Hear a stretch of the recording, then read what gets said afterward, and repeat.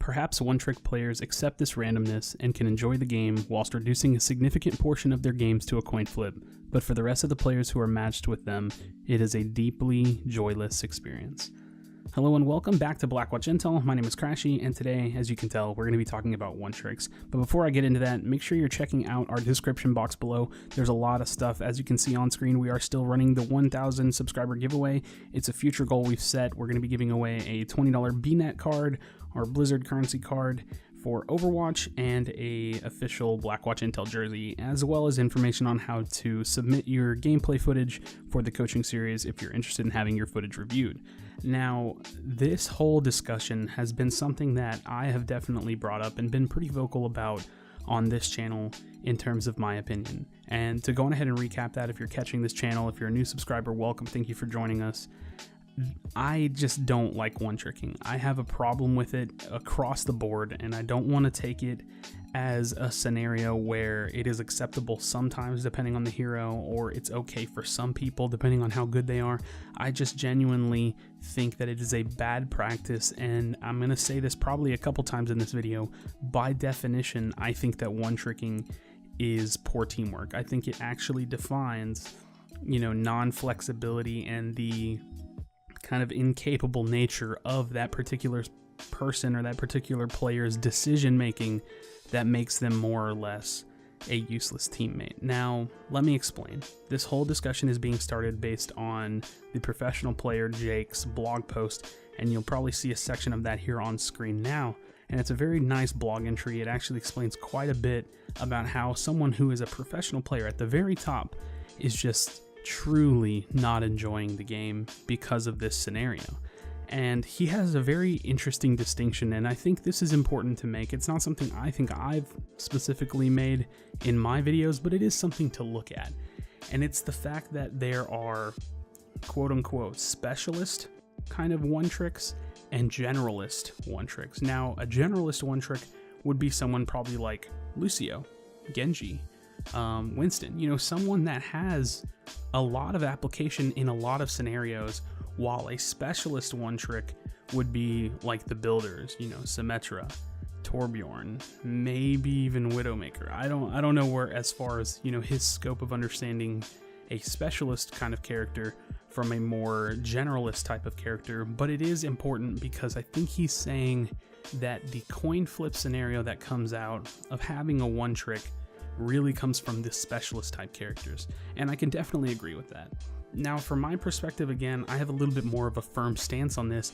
I don't like one-tricking. I don't like someone that is going to go into a game, and even though it's very obvious to tell that their pick is no longer working, that they're completely countered, that it's time for, any reasonable player or any team of people to agree over voice comms or over text chat to say, hey, we need to swap this pick, and yet that person doesn't do so. And that's whether, the Lucio pick isn't working for us, or whether the Soldier 76 pick isn't working for us, or the, the Mercy pick isn't working for us, whatever the case may be. If a pick isn't working and the team all mostly feels like it's time for a change, while you don't have to change, and maybe you're not even a one trick, I think usually the natural response would be to want to work as a teamwork, to include good, morale and good decision making from an individual's perspective, to, kind of keep the team moving, keep the cogs moving, and keep everybody happy and, looking for the right change to score a win. And again, I want to read this quote from Jake, and you can check out his blog post entry below. I'm going to have it in the description for sure. Perhaps one-trick players accept this randomness and can enjoy the game whilst reducing a significant portion of their games to a coin flip, but for the rest of the players who are matched with them, it is a deeply joyous experience. Now, he's basically saying this. When you're playing on a map that is unfavorable for these specialist type one-tricks, Symmetra, Torbjorn for the best example, it is really just it's a coin flip. It's can we carry this person, or can they have enough impact on the side that they're strongest on? So let's say Hollywood. Hollywood first point defense is really good for Symmetra, Torbjorn. I mean, more or less, they can have some pretty good impact, but attacking with them on that point is not so great, and attacking with them on a lot of points is not so great, and playing them on certain game modes is not so great.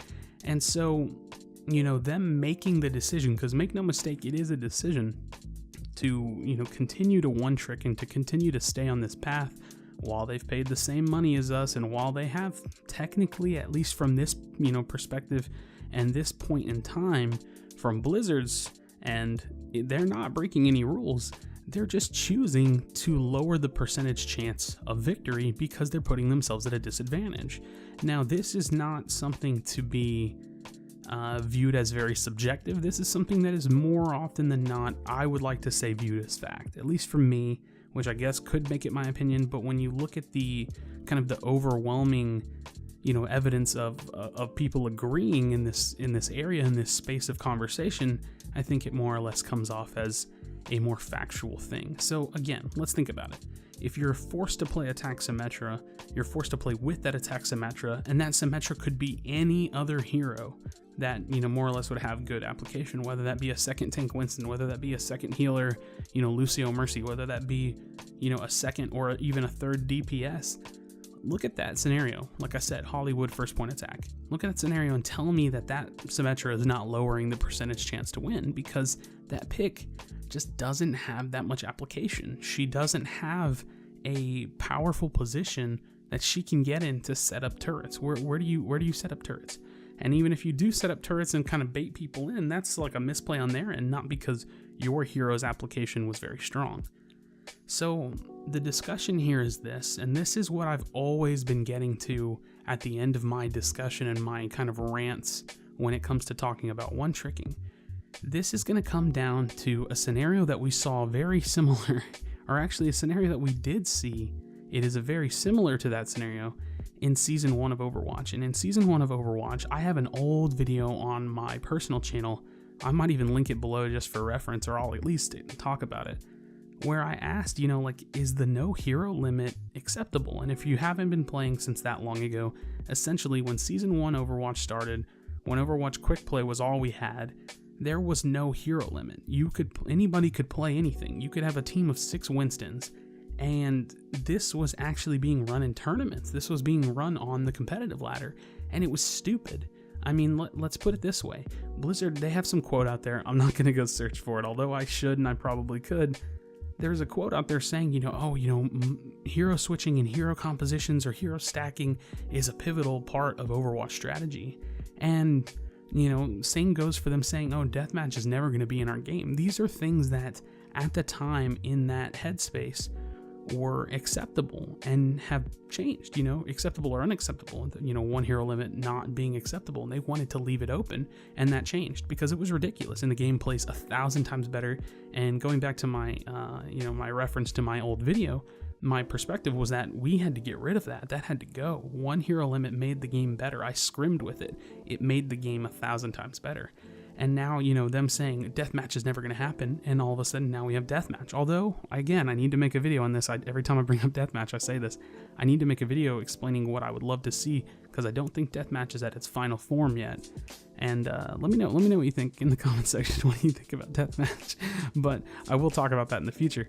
But now we're at this point where Blizzard more or less is kind of quiet on one tricking. They, it's basically not against the rules, but it's not something that anybody, I think, enjoys. It's definitely an issue, and we're all kind of waiting and watching and collecting the data and getting the dialogue and creating videos like this, having professional players make blog posts like this to get to one perspective, to get to one particular moment. And that moment is going to be when Blizzard comes out with their word, their hammer of justice, and says, you know what? We have decided that one tricking is fine. Or they come out and say, you know what? We've decided that one tricking is against the core that Overwatch is built on. And, we want to promote teamwork and community and, fun play through hero switching. And I don't know what they're going to do to implement a system that keeps this from continuing if they go that route.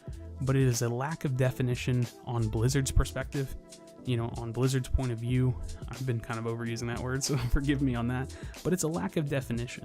And at a certain point, you have to know that the community has a ton of influence on game development. And, on different decisions and the things that, the Overwatch team and the developers are looking at and talking about and working on internally and constantly, keeping this whole machine of development working on. And they know we're talking about this. They are paying attention and they are talking about it internally as well. There will be a day coming in the future where we hear more word about the one-tricking issue. And to kind of recap, I think that one-tricking is unacceptable. I think that it's an all or nothing type of deal. And whether we're talking about, as Jake put it, specialist one-tricks or specialist characters versus generalist characters, I don't think it matters. I think we need to get to an understanding that the win is the most important thing, and that this, this individual performance, hero performance SR system is not really great for us. And I've talked about that before. And we need to discuss that this is hurting the game. This is hurting the competitive nature and the teamwork building, the community building part of Overwatch that I know that I fell in love with originally. So that's my thought. I think that something is coming, and that's all I can say for now. So thank you so much for checking out this video. Please do not leave without leaving a like and subscribe for future content. Thanks again, and I'll see you for the next video. Do you feel your bones start to shake? Do you feel the earthquake? Do you feel the fire inside of me?